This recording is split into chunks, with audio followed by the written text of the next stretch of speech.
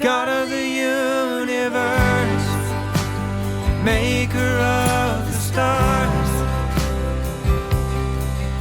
Who am I that you would know my name?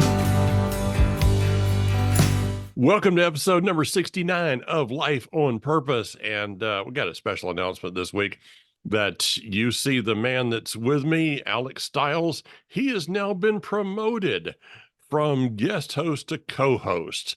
And so welcome, Alex. It's good to have you with us and on a permanent basis. I am super excited for that. I should have like a list of clauses and responsibilities that come with that, and pay grade differential, something. Yeah, it is. But we're just, I mean, to have somebody that goes to the extreme of making sure that their T-shirt and their backdrop actually matches. You I mean, know, it just says a lot I, about you, brother. yes, it really says a lot there. Sometimes I look good, but only when I let my wife dress me. Okay. Okay. It took 3 times since last Shabbat meeting. I had to dress myself 3 times before she would approve for me to leave the house. Okay. Well, Just saying, we'll find some jokes about that one. So, all right. Well, Daniel is actually going to be joining us from time to time. I talked to him this past Shabbat, and he just got life is overwhelming to him right now. So, we will applaud the priorities of taking care of family and things like that. And hopefully he'll be back at some point.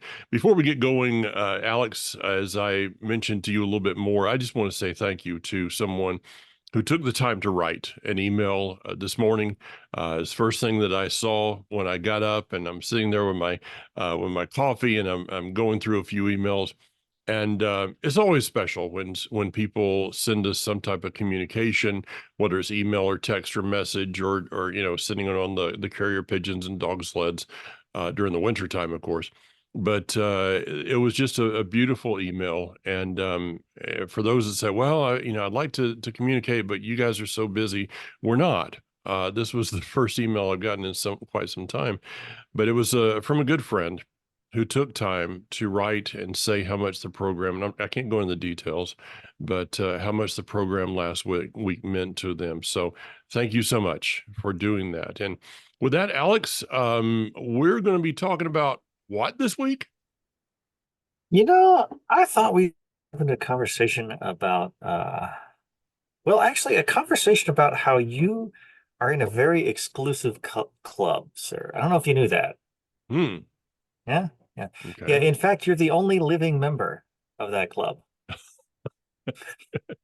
Somehow I'm kind of concerned about where this is going. Oh, so there's some. When we go through life, you have to ask yourself, I have trouble making decisions, right? So suppose you've got this difficult life decision. Well, what do? Well, you probably, hopefully, turn to a mentor. Hmm. Like, I need wisdom, right? And so you turn to someone whom you think is a little farther down that road of life than you and can give you better advice than what you can give yourself. Because I don't know about you, Mike, but I don't give myself the best advice sometimes. Yeah, I've been known to give better advice to other people than I do to myself occasionally, but this, yeah, There's a universal truth. that's Right? true. Yeah, But maybe it's because giving somebody else advice when they come to you, I think maybe you even take it more serious. yes, yes, and you take it more serious. And here's another interesting part of it. You're outside looking in. You're a third party. Mm-hmm. If you're trying to give yourself advice, you're emotionally entangled in whatever decision you're trying to make. And it's very hard to see the entire situation clearly. Yeah, it is. So, exclusive club. Do you think we should pick just anybody to model our lives after? You used an interesting word there of pick. And by the way, I'm very honored to be in the and I hope that I can continue to be in the living side of the club as opposed to those that you read At least about for a few more decades, right? You that have remain in the been club either way, but you know. decades. I'm wondering about, but you know. The only time, never mind. I'm not even going there. It sounded like a better joke in my head until I started to say it. So, but I think an interesting word that you used there was pick. Is it Yes. better that we don't try to pick our mentors, but let the mentor pick our mentors for us? Ooh, All right. absolutely right. Let me give Sure. you a little bit of unpacking on this, Alex. That if typically if we were to pick our own mentors, we would find someone that is our own age, that has similar experiences in life, similar interests in life, and basically would be a carbon copy of what we would like ourselves to be. But really, that may work out, but in the end, it may not. And I'll take you Mm-hmm. back to when I was younger than you are now, and there was a time there. I'm growing out of that, but there was a time, and Kathy and I had just come to Messiah. It was out of a pretty tumultuous time of life, and I walked into this church, Mountain View Nazarene Church in Tucson, Arizona, having 14 years earlier walked out of a church, did not want to darken the door. And one of these days we can do a program on some of those things. I just never wanted to go, when I told some friends of mine that I grew up with that I was going to church and I was actually studying for ministry, um, they laughed pretty. I mean, it was a pretty good joke to them. They really thought I was totally kidding, because that was like, I was like voted the least likely person in school to do what I'm doing. Really not, but I would have been. So I walk into this church and I don't really know anybody except for Kathy's mom and dad. And I start meeting people. Well, it was about 2 or 3 weeks later, that the father himself picked a mentor for me. Now, consider I'm 28 years old. He is 84. That's not the person. That's not the Nope. person that I would have picked for me as a mentor, but it's the person that the father knew I needed, because this man knew how to fall in love with the scripture, knew how to fall in love with his Messiah. And maybe the best thing is he knew how to pray. I had no idea. I mean, literally, when we'd go, tell a little bit about myself here, and I'll turn it back to you. But when Kathy and I would go to her mom and dad's, I knew that at some point in a dinner, one of the dinners, that Albert, her dad, was going to ask me to pray. Well, one of the things that I knew about myself in my life is that I wasn't kidding myself about where I stood with God. Okay, a lot of people kid themselves. I Yes, didn't do that. I absolutely. was at least honest about that. And so I had the timing down, Alex. It was so amazing. I got this timing down to an art. Oh, I forgot to wash my hands. You guys go ahead and I'll be right back.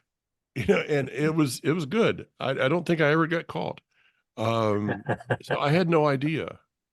And so John, the father, brought John Faust into my life, a man of blessed memory, and a man his pictures behind me in the amount of life that I have behind me there, the stories that can be told. And I'm so thankful that he picked somebody, because I wasn't smart enough in those days to pick somebody myself.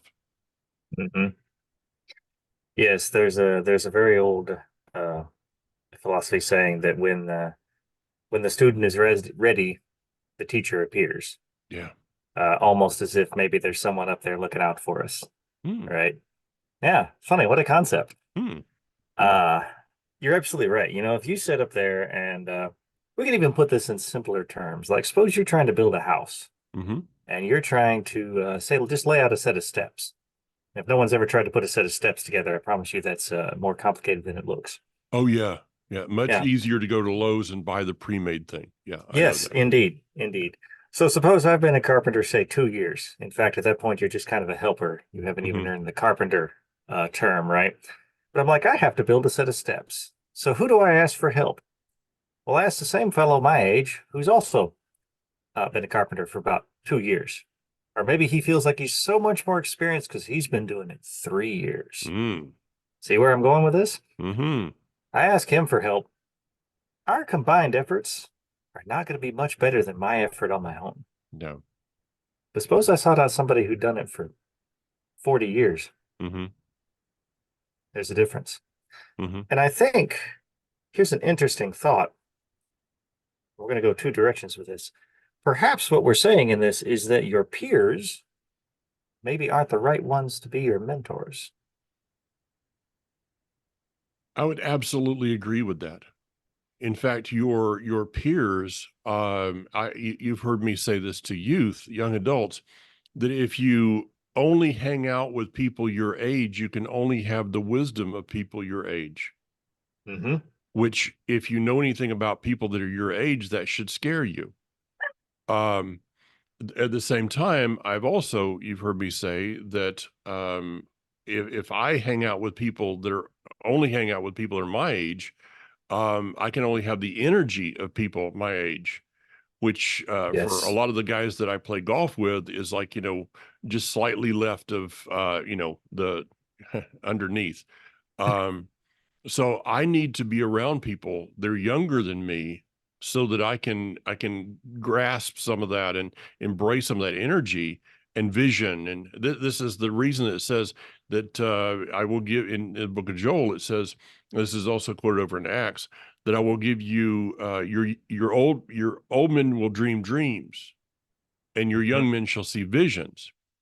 And the difference between a dream and a vision is the energy to get there. Ah, Okay, so I may have a dream, but I need somebody that comes along and has the vision and says, I can help you get there.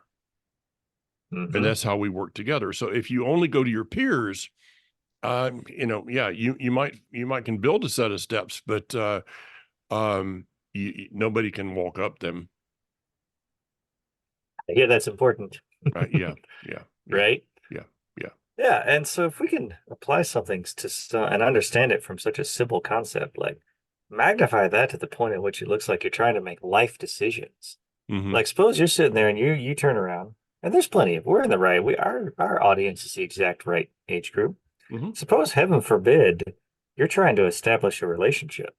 Suppose you're a guy or a girl out there and you're in the dating scene, let's say, and you turn to someone your age and you ask them their advice and their thoughts on the man or woman on the person that you are dating.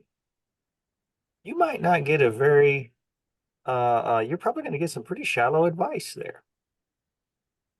But suppose Mm-hmm. you're looking at starting the relationship and you're looking in this dating relationship and you can turn to your mentor and ask them, what should I be looking for in this woman?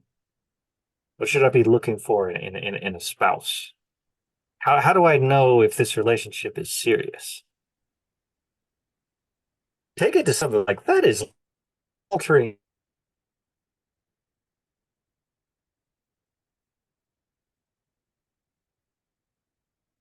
See if we can get some internet back here. Okay, we're back. I think you said life altering. Yeah, so there's a life altering decision, right? If you're trying to pick something on the level of relationship and trying to get relationship advice, Mm-hmm. it's a life altering decision. If you seek someone your age, Mm-hmm. you might not get any solid advice there. That level of decision probably should be something you take towards a mentor. Well, and not only just the age thing, because I have met some young people, and I'm blessed to be able to hang out with some young people that have wisdom way beyond what normal, what I had at my age, way beyond. But you also looking for a mentor who has been successful at what you're wanting to accomplish. Absolutely. Okay, so let's take this to once again relationships. All right, when I was a pastor back in ancient history, and there was a couple of girls there, young teenage age group, that they were living with their grandparents, and it got Chris and Sarah understand a little bit about what I was dealing with in that area, because it was a very crazy environment, a lot of dysfunctional families and things like that. And so this family was like the poster child for dysfunction.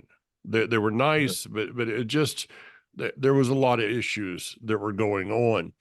And so the two girls, we became, I was kind of a little bit of in that mentor role to them, and they came into the church one day. I said, "What have you been doing?" They said, "Well, we were over next door talking to our aunt."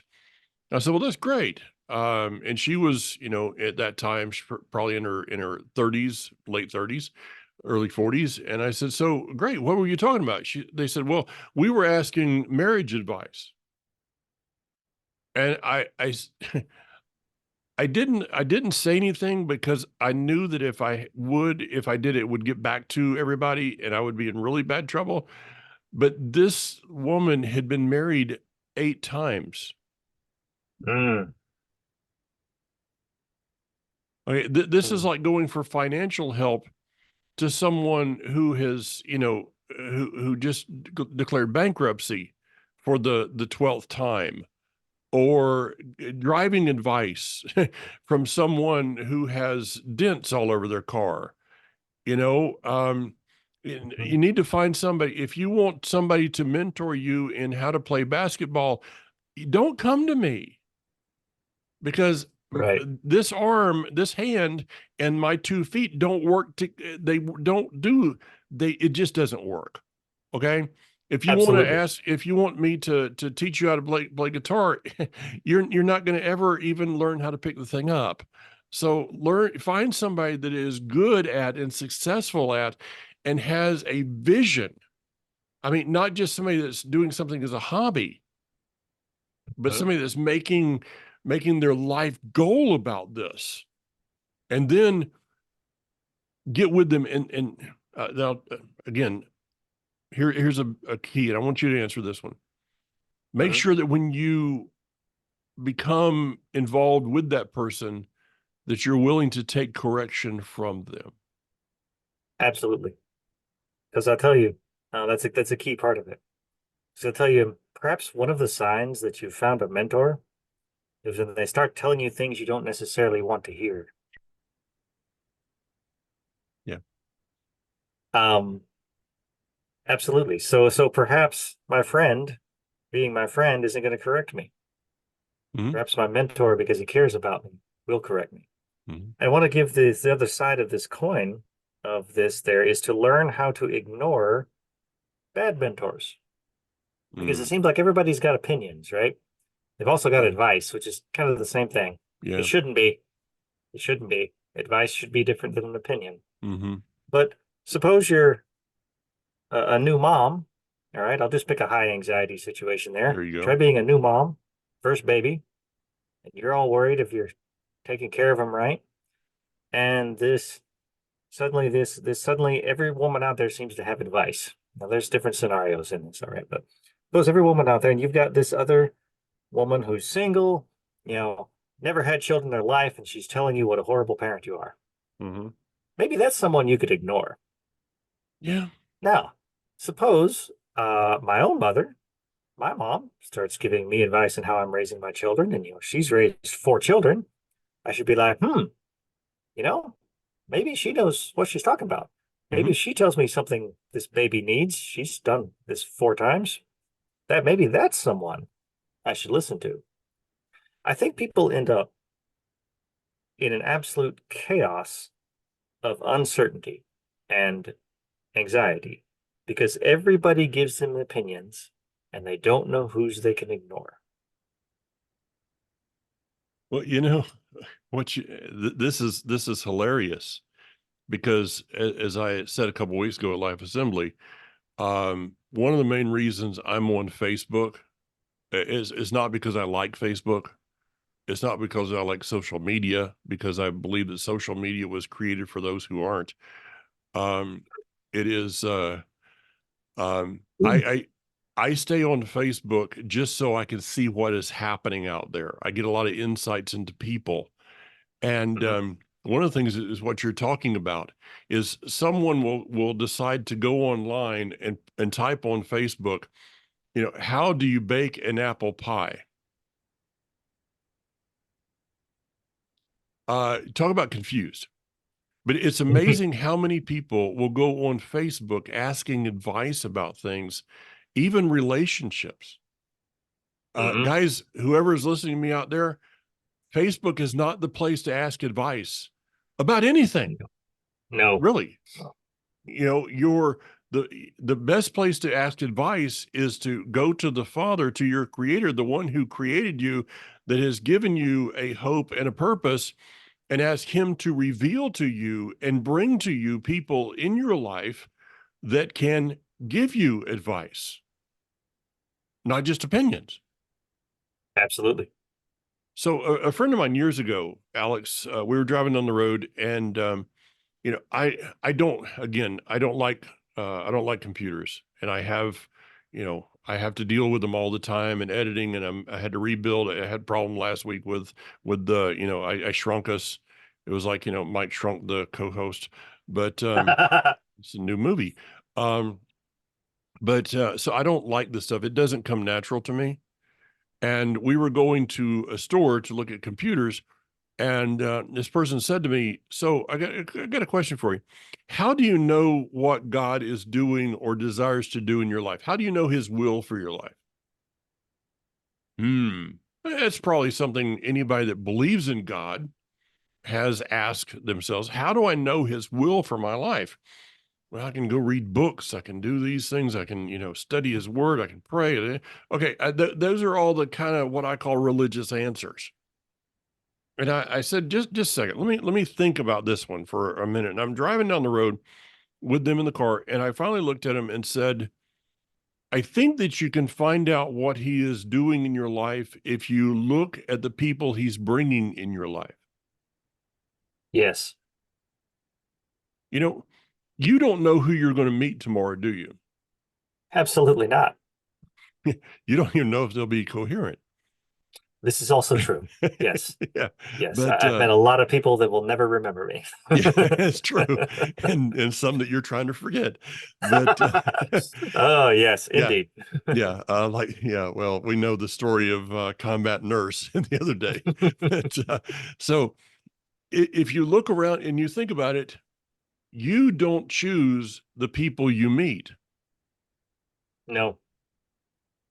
And if we are aware and conscious of the Creator in our lives, then we should be looking at it that who he brings in our life is someone that either we are to be a mentor to, or we are to receive that mentorship from.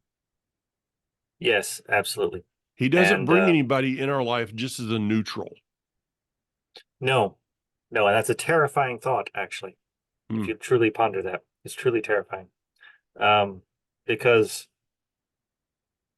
just as we were standing here talking about needing peers and peers versus mentors, everyone else out there is asking the same question, whether they're consciously asking it or not.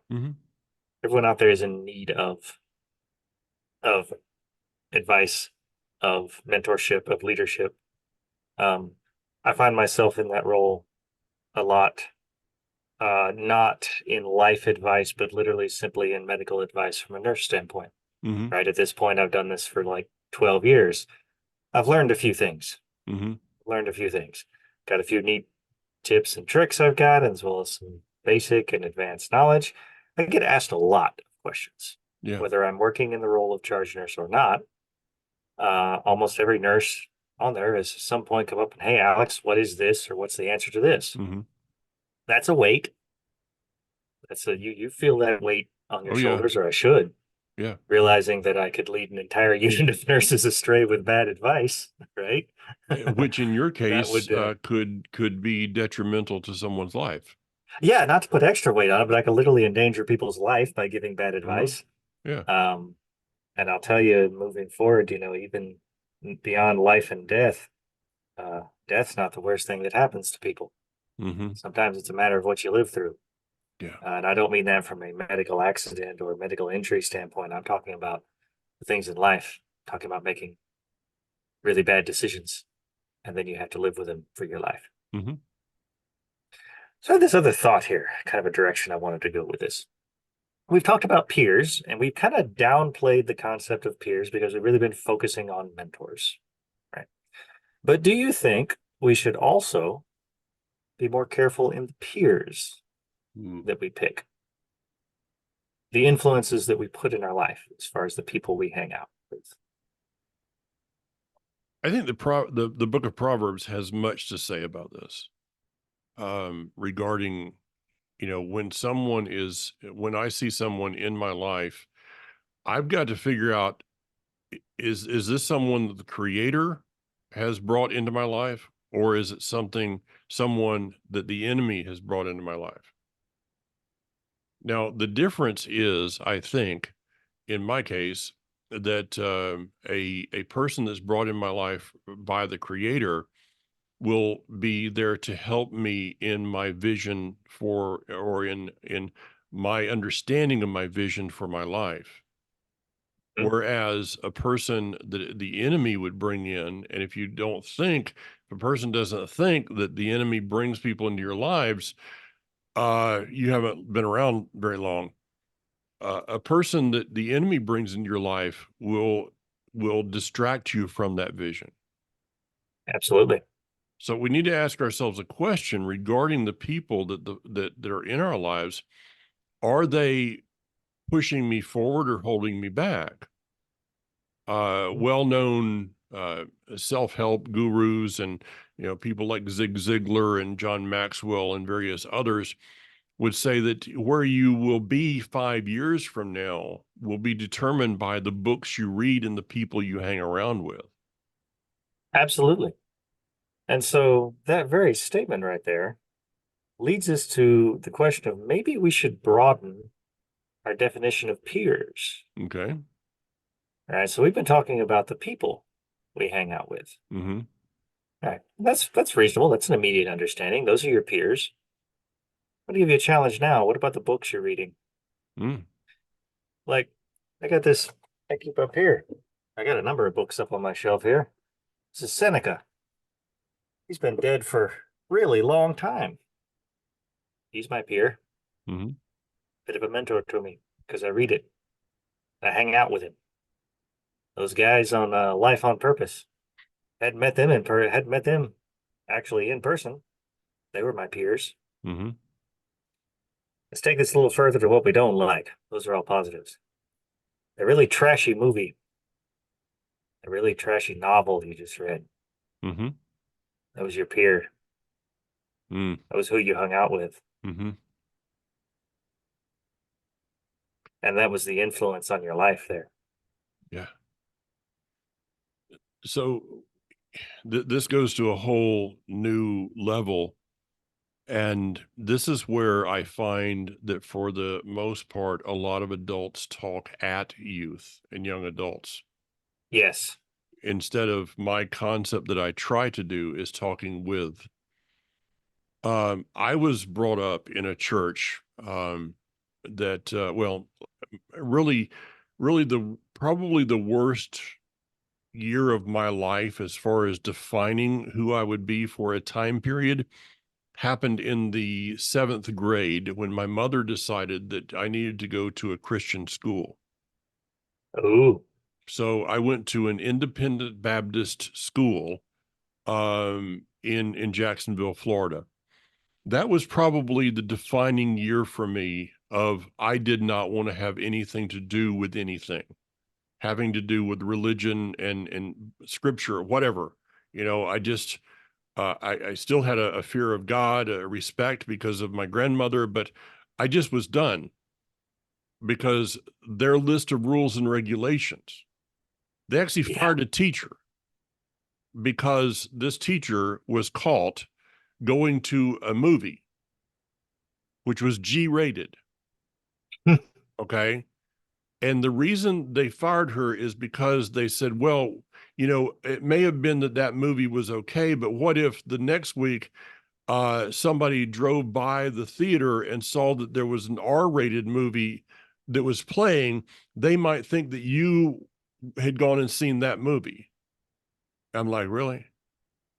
So I heard somebody not too long ago, again, I won't get into total details here, but stand up in front of a group of youth and just tell them, well, these are the things that you shouldn't be doing, and named, Harry Potter and a few other things, and just said, no, don't do this. I don't react to that well. People telling me what to do without giving me any reasoning. Yeah, that method works really well if I'm 6 years old, right? And you have a glue stick. Your parents have a glue stick, yeah, yeah, or a belt in my case, or my Right? mother's shoes, which I always, whenever she told me I was getting a spanking, I would get in the door first and hide all of her shoes from her. Told her myself, Right, yeah. Okay, right. so So absolutely, to telling give someone, to go give ahead. a list of rules and regulations without explaining why, and that is Mhm. why the scripture is so amazing, because if we read Genesis, why isn't Genesis just about, Leviticus? I mean, couldn't the Almighty have just given us a list of rules and regulations? Instead, he gave us stories of people's lives. So Mhm. we would be able to see what happens when somebody doesn't go by the commandments and what happens when they do. You're absolutely right. There was one fellow, I wish I could remember his name to quote who it was, but he was a fellow who he said he absolutely was completely convinced that the Tanakh, in particular, he was referring to the Old Testament reading, it was Mhm, absolutely the inspired word of God and not a man-made scripture, mhm. not a man-made book. Yeah. I said, why? He says, because if it was some man-made something, it would show the Jews in a positive light, it would show all of their saints and heroes in a wonderfully positive light, but it doesn't. Yeah. And that's something that's always inspired me. And there's a reason for that, is that God is trying to teach us actions have consequences. Mhm. And throughout all of the history, the prophets, the Torah, he never shied away from showing the blessings that came on people when they followed his commands, his Torah, and he never shied away from showing that they were real people who made horrible mistakes, did terrible things, and paid the consequences. But Alex, I guess the key here is spending enough time in scripture actually trying to put two and two together. Okay. Yes. Instead of just, well, I'm reading about Abraham here. I don't understand a thing because, I'm not living in Canaan. I don't see there's no famine out there. So, and I'm not going to be living in Egypt. So I guess that doesn't mean anything to me. But, if we think about it and think it through, okay, what is the Almighty trying to teach us? Well, let me give you an example. So you're going through life, and all of a sudden, you get laid off, or something happens in your life, and there's a little famine in the checkbook. Hmm. So I got an idea. Let's go to the local loan shark and sign a note, a promissory note at like 30 or 40% interest because there's a famine. So I'm going to, instead of staying here where the Father has me and praying through this of what I need to do, I'm going to go to Egypt, which is a picture of the world's ways, and I'm going to figure out how to make it through without him. Okay. I mean, how do you get loan shark out of Egypt and Abraham going to Egypt? It's easy when you stop and think that these things, as Second Corinthians says, these events, it says, were prefigurative historic events to teach us. So what is Absolutely. the scripture? The scripture is given to us as our mentor. Yes. Yes. Absolutely. You By know, people I that are not have in the live club. right, right. Yeah. The people that are not in the living club there. Yeah. Yes, absolutely. So I have this thing, you know, people say, this is a picture of in my own life. Um, People say, you know, I was struggling with this, and I just didn't know what to do. I was having a really bad week. I wasn't sure how to deal with it, and I just prayed and prayed to God, and he gave me an answer. I felt the answer from him, and I'm like, that is amazing. Mm-hmm. But I don't quite get that from him. I don't mean he doesn't answer my problems. Hear me out. I would love for him to use a neon sign, smoke signals, anything, right? Mm-hmm. Well, here's what he does. Usually, I have this problem. It's something at work. Maybe it's some terrible situation, kind of what we discussed last week, some terrible situation I'm trying to solve Mm-hmm. or just trying to cope with. Like, I don't know how to deal with it. So I suffer through it for like 5 days. And then God reminds me, it's like, you know, I gave you an ability to read ridiculously well. Like, that's the one thing I can say. That is a God-given talent I've got. I read really well. Mm. And you know, then so about Thursday or Friday, I pull out this week's Torah portion and I read it. And what do you know? If I'd read it on Sunday, I would have already had the answer to my problem that I faced that week. Right? So God's answer to me has always been when I come across a problem, he's like, man, I wrote you a book. I gave you the ability to read really well, and I wrote you a book. And if you Mhm. just read it, you'd find the answers to these problems you're facing. Yeah. So you're absolutely right. Yeah, He's but why provided do us a that? lot of Yeah, mentors yeah, there. yeah. Because see, that goes back to, us guys that instructions. Right. No, I don't need Right. I don't really need to look at the instructions. I That's can the just, joke that's why God didn't give you a manual with your wife. You're a guy, you wouldn't have read it anyway. oh no, no, not at all. It would have been like, the instruction manual for IKEA. Um, or Chris put together a one of those sheds the other day for a friend of mine, and it's like, how do you put 5 million pieces into that box? I don't know, but sometimes you have to get the instructions out.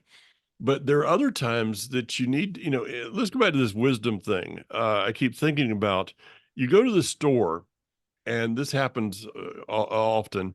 You go to the store, and I'm working on staining my deck right now, and I got a first coat on a rail yesterday, and I'm like, I don't like that much, and it's just not turning out the finish. And it's like, I did my research on this while I put the second coat on part of the rail today, and I came in the house. I said to Kathy, I said, that is beautiful. I mean, it's just got this beautiful shine to it. But how did I find that stain? Well, I went to, you can go to the store, and I love this. You finally find somebody in the store that works in the store. That's Right. Yes. really difficult, really Yes. difficult. Yes. What a Uh, concept. yeah. And then you find out that they actually work in the department that you're in, excuse me, sir, I have or ma'am, whichever. Okay. I have this, I'm looking for a specific kind of paint. Oh, I'm sorry. I work in plumbing. Okay. Sorry. Go over back with your PVC pipe. And so you ask him a question. You're standing here with this paint can in front of you. You're holding in your hand, and you ask him a question about it, and they take the paint can from you and start reading the back. I Yes. can do that. I was Uh, doing that. a Okay. clear You're sign of not. someone you should not use as a mentor. Yeah. Yeah. Or the other thing is they get their phone and go on YouTube. I could do that. All right. You know, if I go to, let's say, God forbid that I actually have to see you one time in a professional manner, and I really pray that never happens. I'm probably going to go to you and say, this brain surgeon that you're working with, are they any good? And if you look at me and say, well, they're great, they learned everything they know on YouTube. Right? I'm like, no, thanks, Don't worry, Alex. Mike. I'll be right next to him in the OR reading him the instructions. Yeah, thank you. So, I don't want somebody that's learned everything from YouTube, because I can tell you, as a person that plays golf, I can go on YouTube and be totally, really ridiculously stupid at this game, because everybody has an opinion, and it's just like it's just like dead end tunnel. I want somebody that has done something in their life to be able to do it. So I ended up at Lowe's, and I found a guy, because I looked long enough at the different employees. I found somebody that used to own a painting company. And I said, now I've done some research, and this is what I think I need. What do you think? And they're like, that's the one you want. Thankful. So you can't be in the process of finding a mentor and how to do things in life. You have to be active in it. You cannot be lazy. Exactly. Yes. You need to be actively seeking mentors. This is why I tell you, you're in an exclusive club, right? I decided to get picky on people that I would base my life decisions on. I picked up these fellows. I'm like, who are these people that actually inspire me? Mm-hmm. That I look at, I'm like, they've done something with their life, or they've been brutally honest with themselves. There's a big one. They got to be honest with themselves. They got to they got to look at the guy in the mirror. And that ended up being I think that should be a huge criteria for a mentor. So is it also important sometimes to look to mentors that have failed? Absolutely. There's some finance fellow out there. They asked him how to make money. I'm sure somebody could quote who it was. But basically the interviewer asked him, how are you successful? And they're like, well, you make good decisions. Like, well, how do you know to make good decisions? He said, you make bad decisions. Mm-hmm. So absolutely,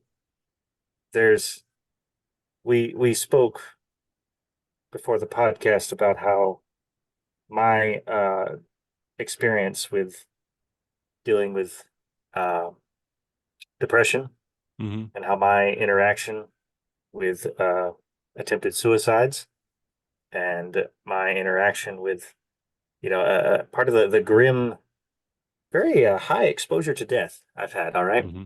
It's not how all of that had combined to turn last week's last week's podcast, into something that touched some people out there. Yeah. Well, if I hadn't been down that long, very dark path of depression, if I'd never been in a point in my life in which I personally had considered suicide, would I be able to reach out and touch people and speak to the people? Would I have a deeper understanding of things that actually have meaning in life, of this concept of living life on purpose, if I hadn't got to the point that I felt that everything was meaningless? Yeah. Because I tell you, if you come to a point of very deep depression, you start seeing things that actually have any meaning and those that do not. So absolutely, if I have someone that I need finance advice, maybe I should look at the guy that went bankrupt and then built everything back. Yeah. Yeah. Not went bankrupt and wallowed in it. Mm-hmm.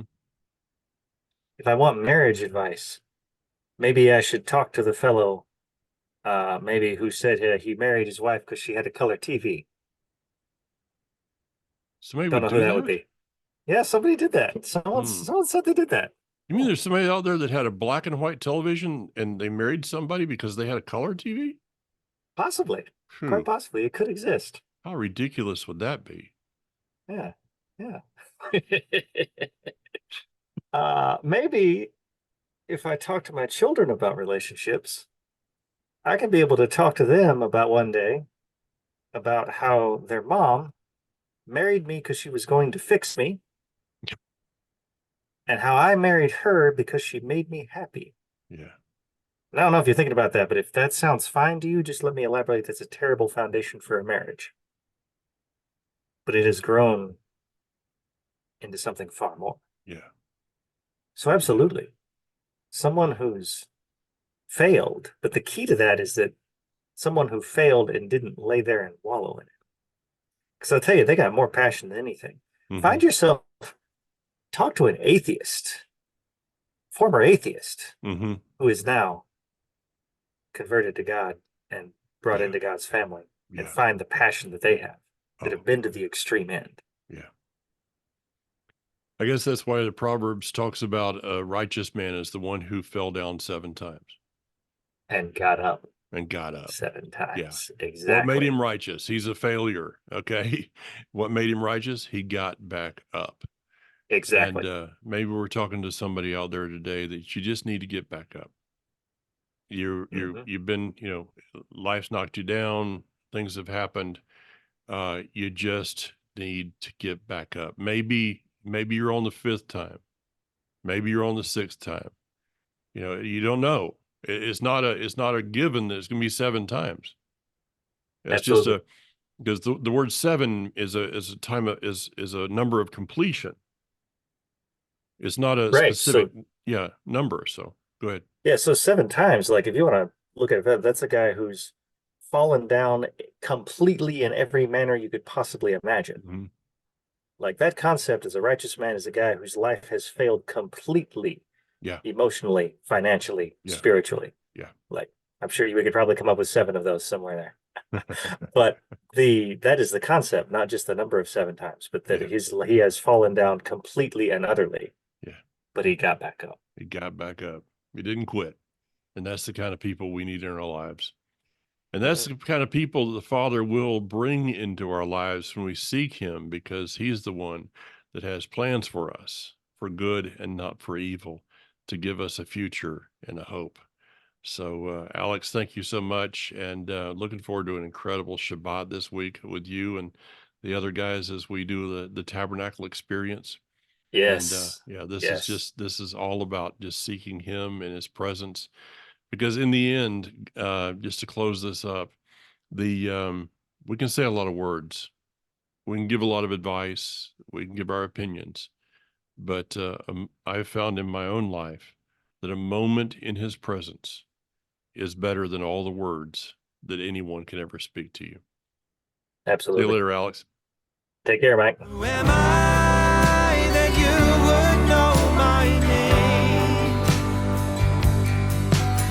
What kind of love would walk through fire and meet me in